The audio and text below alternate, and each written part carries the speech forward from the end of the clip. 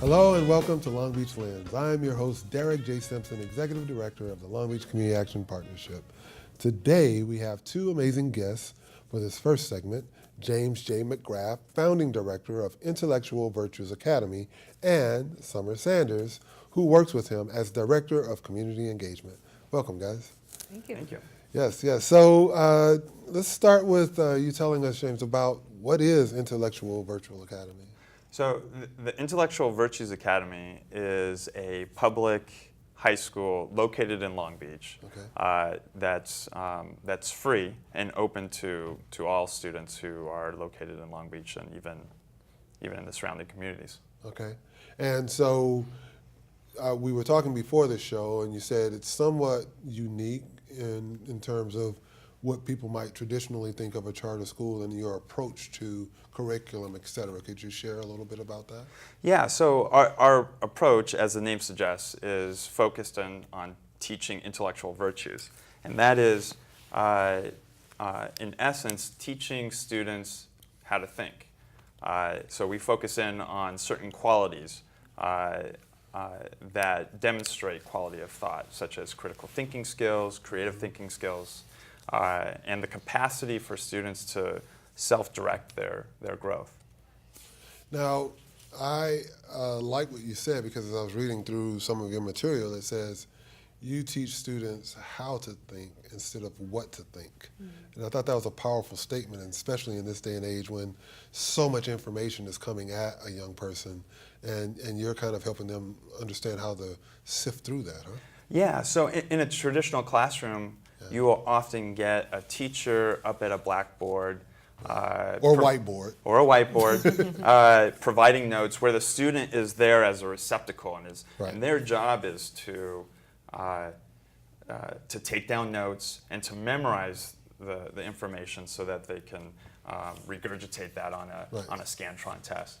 And our philosophy is really trying to break down the process of thinking, the process of engaging that type of material.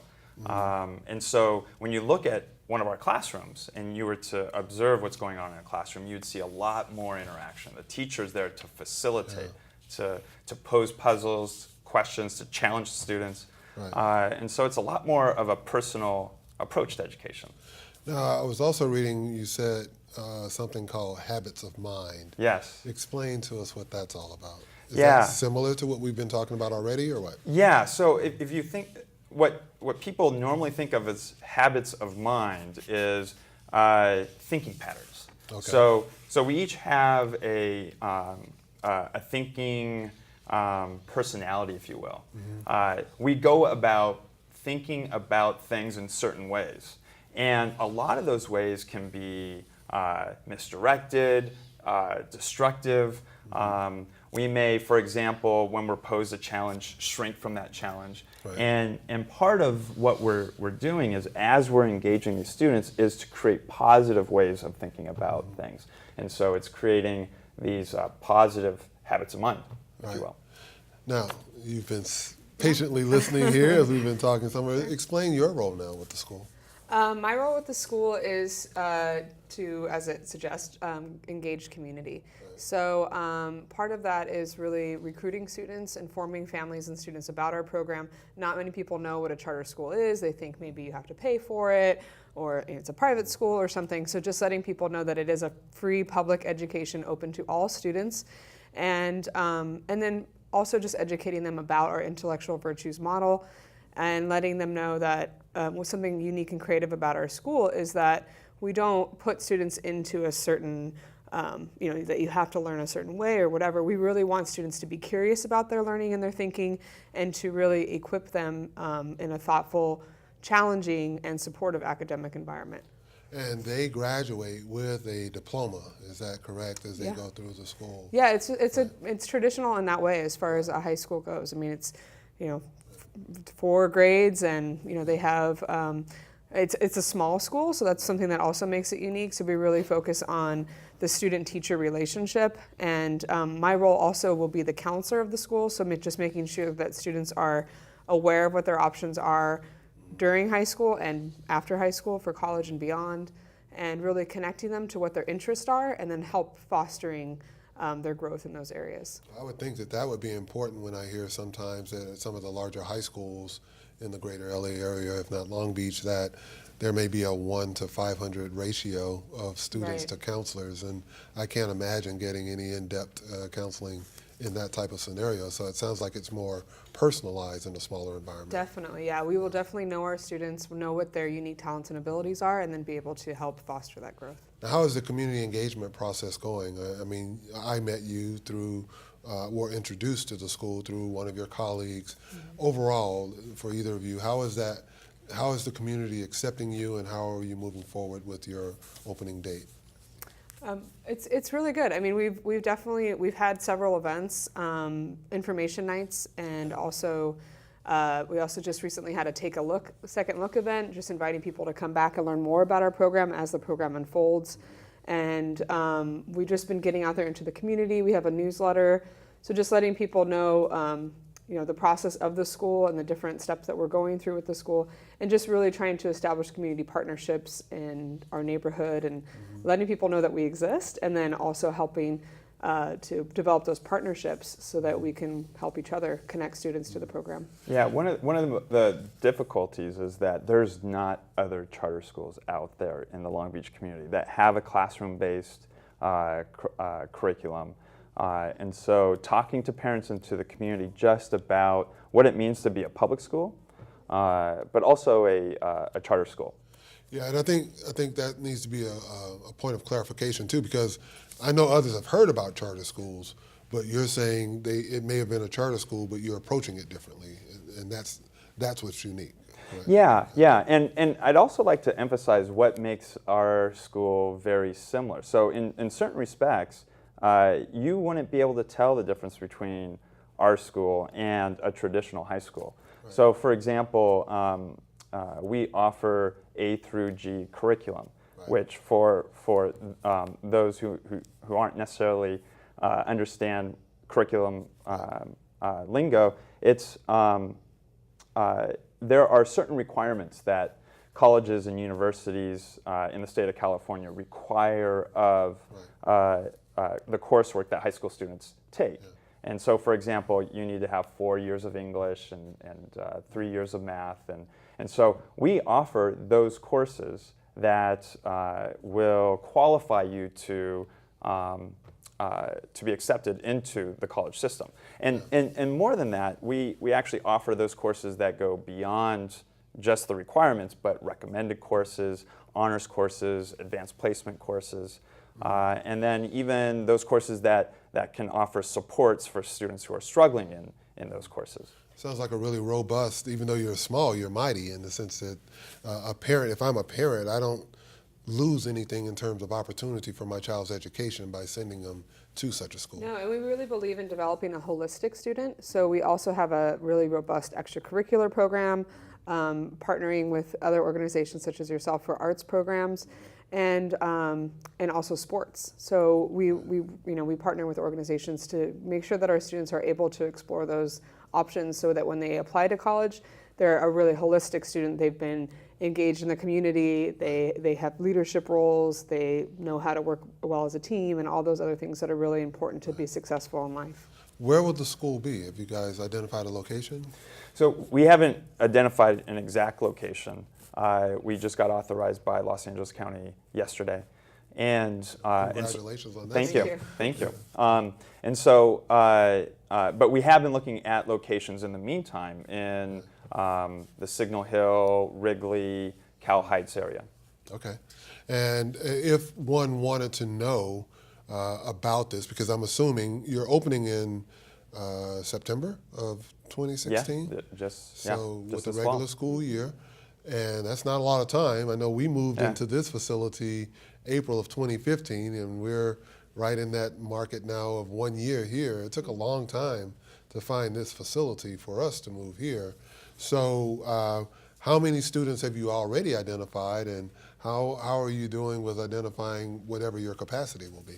Yeah. We have 62 applicants currently that have applied to our school, and we just sent out registration packets to all of those students. So the registration deadline is March 22nd, which is coming up, and we are still accepting applications. So students can apply on our website, and all they need to do is just fill out it's a pretty basic application. And from that point, then we'll definitely get the student and family more involved, sending them more information. And what is that website?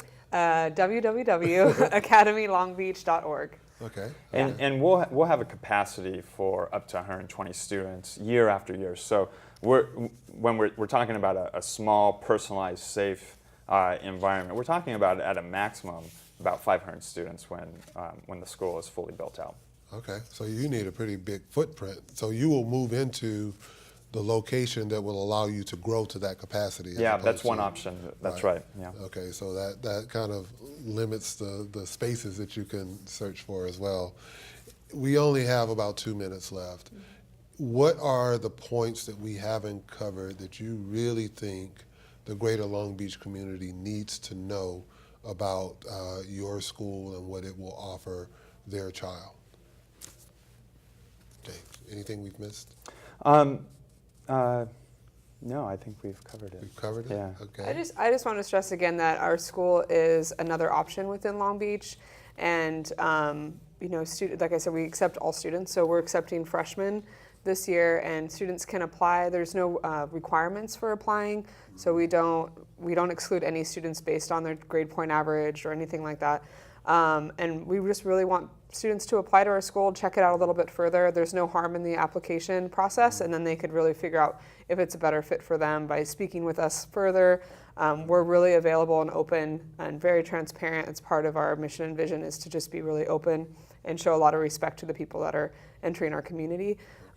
We really believe in partnering with organizations, so if there's other organizations out there, to please contact us and let us know if they're interested. That was going to be a question about that, because if someone's watching this and they feel like they have something that can complement what you're trying to do to be holistic, they should get in touch with you. Definitely, you welcome yes. that. Yes. Okay. Definitely. And part of offering such a personalized education is that parents, students have the ability to reach out to even their own principal. Okay. Well, we're out of time. Thank you guys for joining us. I wish you the best and look forward to our relationship. We're going to take a quick break, and when we come back, we will be speaking with John Pope of Long Beach City College. Stay tuned for more of Long Beach Lens.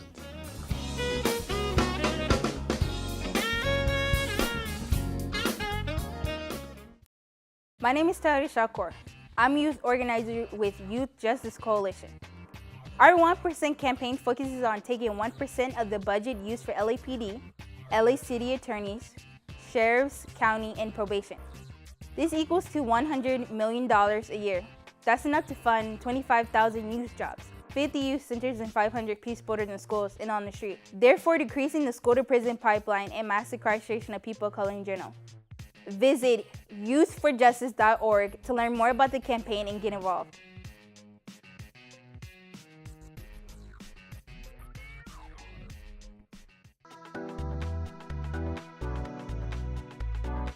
They have offered me opportunities. They allow me to utilize equipment that they have. I get to practice more so than I would with the supplies that I have, with the equipment that I have. I'm learning how to work again with more people and how to actually work in an actual studio and working with the cameras and hands-on. I remember they said like LAMP as in leadership. I learned a little bit about how to become a leader, as well as communicating with the people I work around with. After being here, all the teaching, all the skills I've been learning, it became easy. It's like learning the alphabet. And from we start from the bottom and then we go up.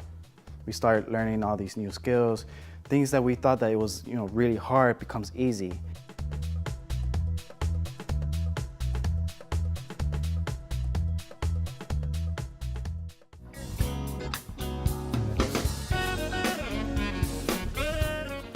Welcome back.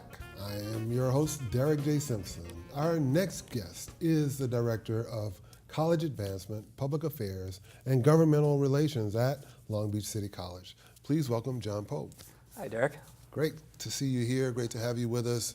John, you're involved in an area of the college in terms of communications and engagement, yes? Yeah, that's correct. My department, I head up a small team that does marketing, communications, public outreach for the college. Okay. And so I'm excited to be here today to talk about some of the new programs we have to serve the community. Right, and specifically for the purposes of this show that I wanted you guys on was to talk about what you had going on in construction, alternative fuels, and something called links. So let's start with the construction apprenticeship program. Well, great, and again, I'm happy to be here to talk about those. Sure. If I could just take a quick moment to kind of put those in context of what the college is doing. We have a whole staff devoted to economic and workforce development areas. And this is part of the community college mission that a lot of people don't realize. They think about our academic programs, our vocational programs, student life, but there is a third tier to that, which is our economic and workforce development. And we are charged by the state to do this in service of the community. And it really fulfills one of our central roles as a community college. And so these programs are examples of that. So we have small business development centers that go out and work with clients. These are all free services funded by grants to help people start up businesses, gain access to capital. We work with thousands of clients every year, and we help businesses create hundreds of jobs. And a component of that is our workforce development programs. And these are different than academic programs in that they get people into the workplace very quickly. So these are, in some cases, 6 weeks, in some cases 8 weeks, where you'll get a very intensive training program. And again, they're free, grant funded, and really going into areas that we have identified with industry and in partnerships. These are all done in partnerships with businesses and with industry for jobs that are in demand today. So our participants can go through these programs. They're free again, and they can go through them in a matter of weeks and have a job when they come out the other side. Now, before you go on, even though they're free, are there particular prerequisites that if I'm listening to this that it's free, but I still don't qualify for whatever reason? In the case of these new programs, we don't have a lot of prerequisites. People have to be 18 years old. They have to be qualified to work in the U.S. And we do have priorities. So one of our priorities is for Long Beach residents, and the other one is for veterans and their spouses. So it's very important for us to serve our veteran community as they come back from overseas and are looking to kind of retrain and get into some different areas. So we do offer priority for those two groups. But other than that, there is no prerequisite. What about anything related to prison records? Is there I know when you talk about construction, some construction industry jobs are felony friendly, others aren't. Is that anything you have to address at the college? No. As far as our program is concerned, if they are eligible to work in the U.S. and they are 18 years old, they are eligible to sign up for our program. Well, that's great to hear, because the types of things that you're about to talk about could lead to livable wage jobs, and that's very important. Yeah, absolutely. In the case of our construction and our alternative fuels maintenance programs, those two, the average salaries are about $20 to $25 an hour in those two industries. To start, right. And then in another program we have in the logistics field offers an entry-level program for folks who want to break into the logistics field. And that's been a gap that we've seen emerge in the industry, that a lot of people think, well, either you have to be a sort of a highly skilled longshoreman, or you have to get a master's in logistics at Cal State Long Beach. And we offer the other alternative, which is entry and mid-level steps to enter and break into the logistics industry, which, as we know here in Long Beach, is only going to continue to grow.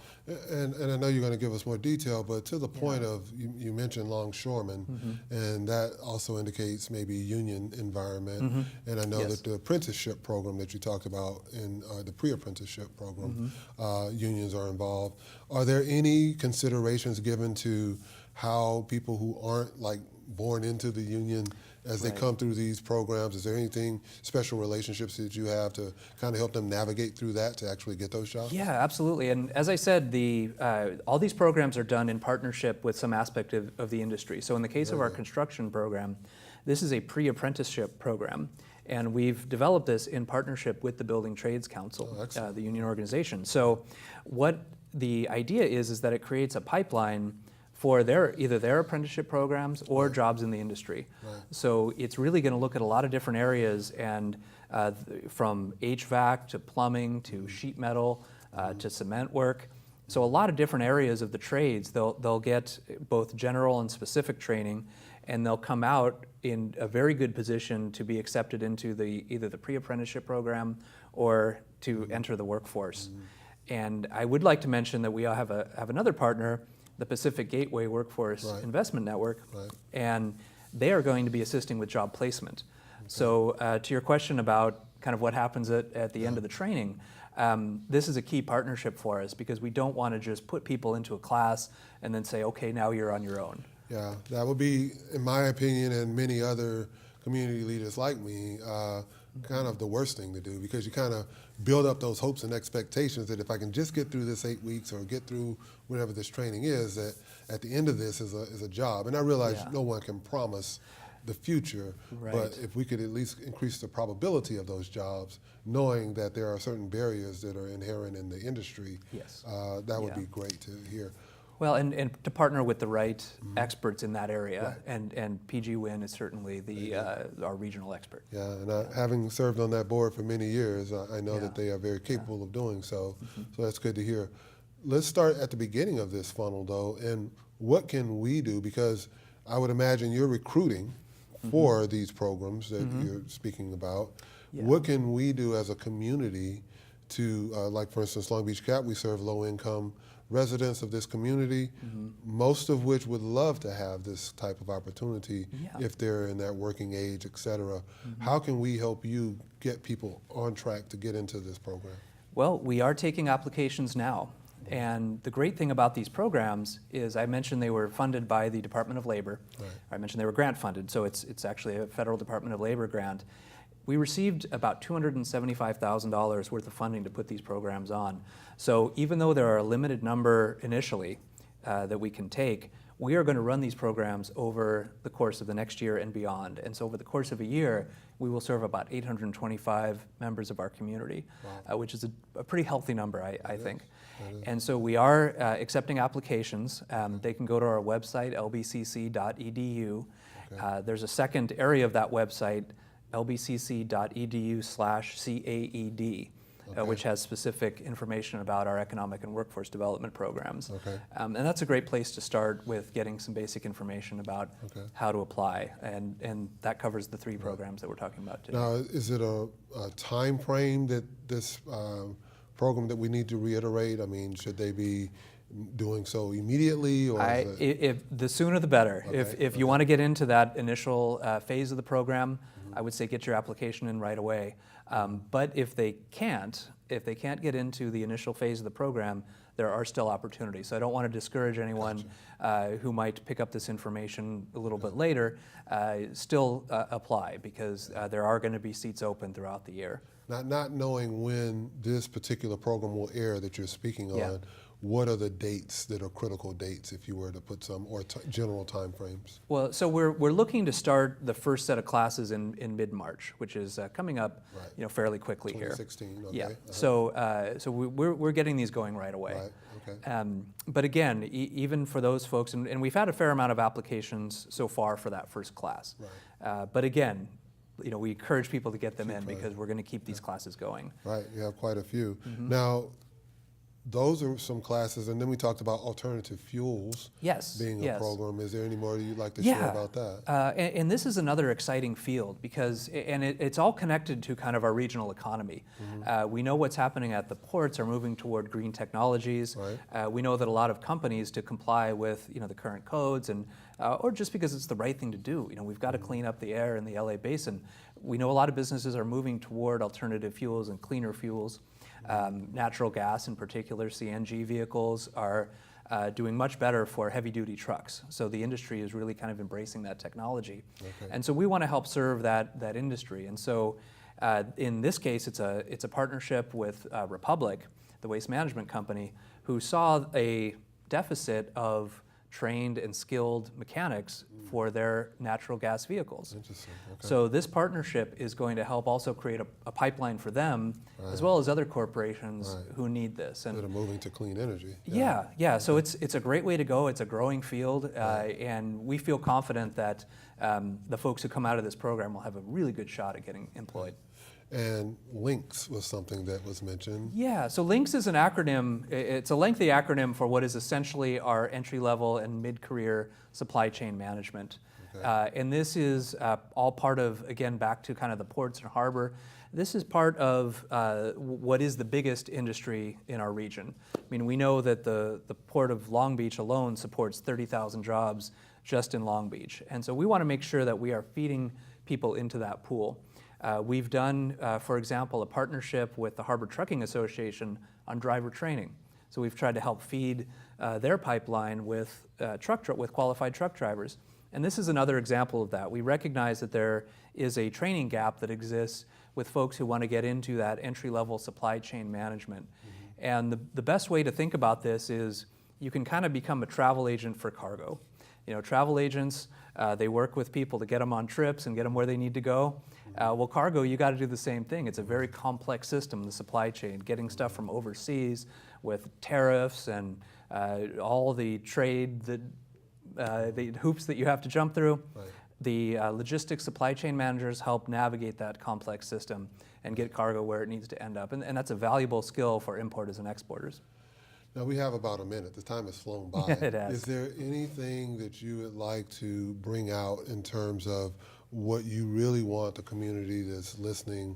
You've mentioned 3 very robust programs that aren't traditional when one thinks about going to college, and yet our community college has that available. Yes. Closing thoughts in that regard? Just that to help make people aware that Long Beach City College is a resource for the whole community beyond just the academic and vocational programs. That these, like you said, these are 3 good examples of that. And also the thing that I'd like to add is our small business outreach. So we do a lot of work with the small businesses of the community through our Small Business Development Center. That's another free service and of value to folks here. Well, they're giving me the wrap. We got to go, but you have excellent programs, and I really enjoy talking with you. You got to come back. Thank you so much. That concludes our show. I'd like to thank again James McGrath, Summer Sanders, and John Pope for joining us today.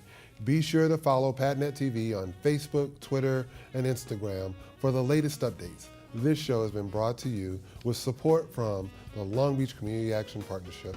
Thank you for watching Long Beach Lens.